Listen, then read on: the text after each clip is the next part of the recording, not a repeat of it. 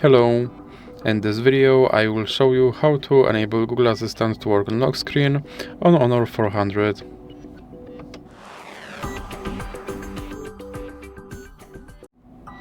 So you have to start by opening your Google application, then click on your avatar and now go to settings. Then click on Google Assistant and then go to Voice Match.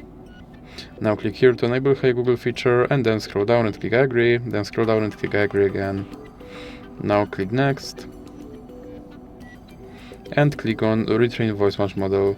Hey Google, help me write a thank you note.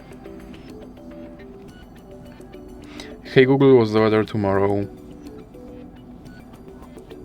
Okay Google, explain how a rainbow is formed. Okay Google, set a timer for 5 minutes.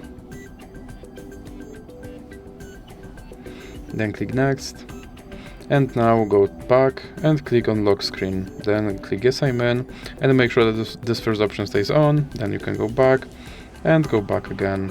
Now click on Gemini and you have to scroll down and click continue, then scroll down and click use Gemini. And now let's check if my Google Assistant will work on lock screen. Okay Google, and as you can see my Google Assistant works on lock screen.